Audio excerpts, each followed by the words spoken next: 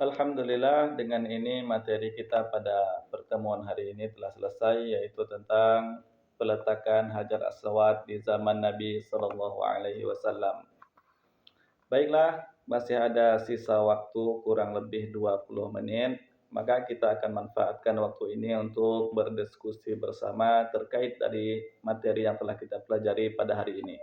Baiklah, yang pertama, tentunya sebelum kita memulai materi diskusi ini, kita akan bagi kelompok dari kelas ini menjadi 3 kelompok atau 2 kelompok saja. Karena di sini ada 4 baris tempat duduk, maka kita bagi jadi 2 kelompok, yaitu kursi baris pertama dan kedua ini adalah kelompok 1, kemudian kursi yang ketiga dan keempat ini adalah kelompok 2. Baik, masing-masing kelompok nanti akan kita beri satu pertanyaan yang mana setelah nanti disampaikan pertanyaannya silahkan langsung diskusikan. Kita beri waktu 5 menit untuk kalian berdiskusi bersama kelompoknya masing-masing. Baiklah, sebelum kita mulai diskusi, apakah kalian pada siswa sudah siap? Siap. Maka karena kalian sudah siap, kita akan mulai dari kelompok yang pertama dulu. Untuk kelompok yang pertama, yaitu pertanyaan yang akan kalian diskusikan adalah yaitu ketika Nabi Shallallahu Alaihi Wasallam berumur 35 tahun, orang-orang Quraisy itu berencana untuk merenovasi Ka'bah. Mereka berencana untuk merenovasi Ka'bah. Nah, maka sebelum Ka'bah ini direnovasi, kita ingin mendengar dari kelompok pertama ini apa yang melatar belakangi Ka'bah ini akan direnovasi. Bisa dipahami? Diulang? Baik, kita ulang.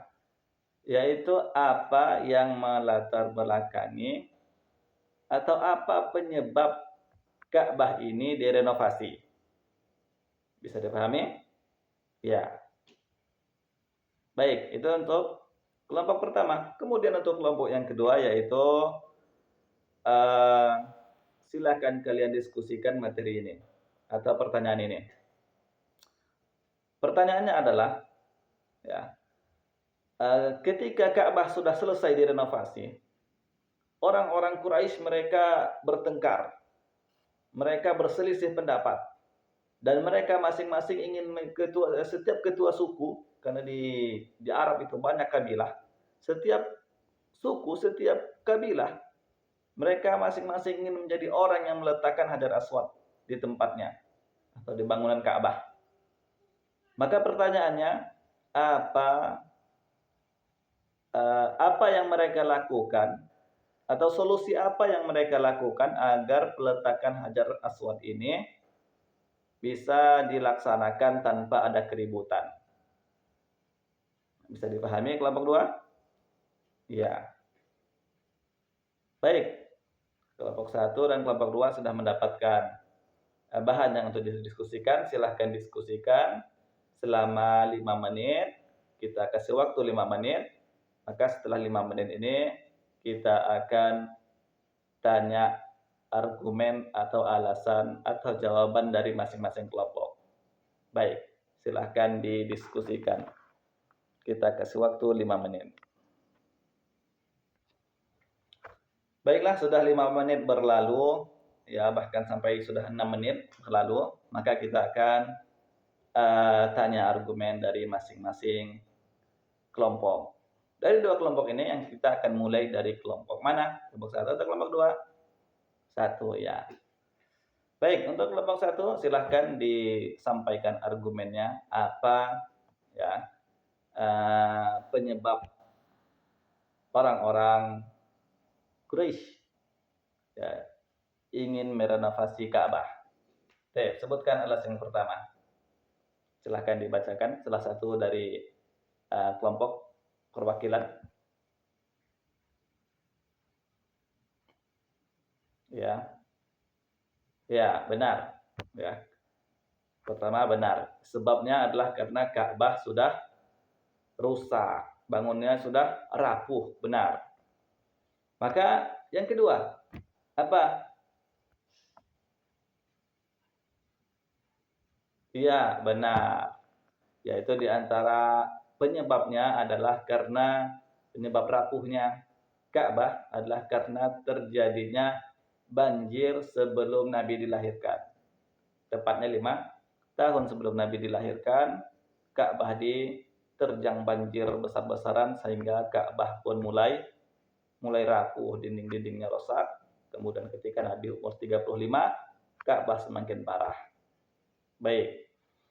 Kemudian selain itu masih ada? Ya, yang ketiga, silakan.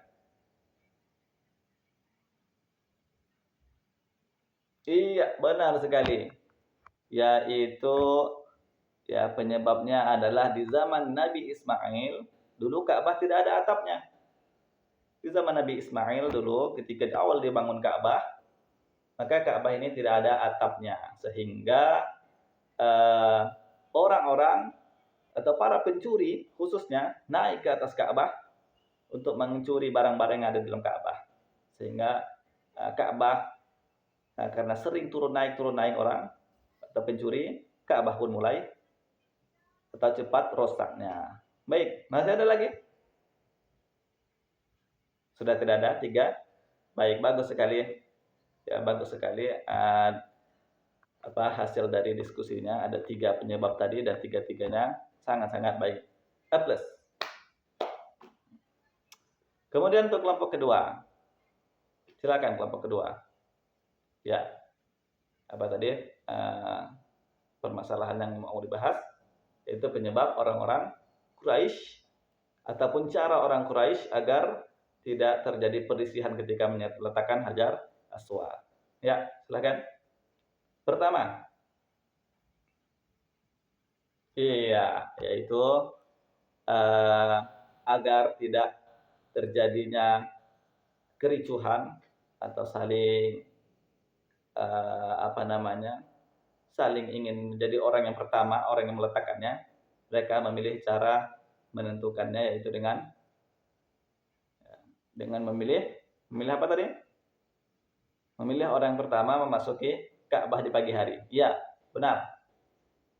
Memilih orang yang pertama kali masuk ke Ka'bah. Ya, maka pertanyaannya, siapa orang pertama? Atau bagaimana cara mereka menentukan orang yang pertama masuk ke Ka'bah? Iya, benar. Yaitu dengan cara apa? Dengan cara menanya satu persatu di antara mereka sehingga nanti semakin mengkerucut siapa yang pertama kali datang memasuki Ka'bah di hari tersebut, maka mereka akhirnya mendapatkannya. Dan pasti dan tidak lain Allah yang Maha Kuasa, Allah yang menentukan siapa orangnya. Nabi Muhammad adalah orang yang pertama kali datang atau hadir ketika renovasi atau mau meletakkan Ka'bah, meletakkan Hajar Aswad maksudnya. Maaf. Oke, maka Nabi dipilih. Nah, pertanyaannya apa yang dilakukan Nabi ketika meletakkan Hajar Aswad? Nah, siapa yang bisa? Dari kelompok luar. Silakan. Hamzah. Ya, benar. Ya. Nabi memiliki ide yang sangat-sangat cemerlang, ide yang sangat cerdas, yaitu dengan mendatangkan sebuah kain. Kemudian setiap kepala suku diperintahkan untuk memegang kain tersebut. Adapun Nabi meletakkan batu Hajar Aswad di atas kain tersebut, sehingga seluruh kepala suku yang memegang kain tersebut membawanya ke bangunan Ka'bah. Lalu Nabi mendahului mereka dan Nabi ketika Hajar Aswadnya sudah datang, Nabi angkat. Kemudian Nabi letakkan. Ahsantum. Benar sekali. Bagus. Masya Allah. Mungkin kita cukupkan sampai di sini karena waktu yang sangat terbatas. Ya, sudah sisa 2 menit lagi akan pergantian jam pelajaran. Maka sebelumnya kita akan cukupkan materi kita kali ini. Sebelum kita cukupkan, alhamdulillah, terima kasih atas diskusi yang sangat bermanfaat ini. Kita cukupkan dan kita akhiri dengan membaca doa kafaratul majlis. Walhamdulillahirabbil alamin.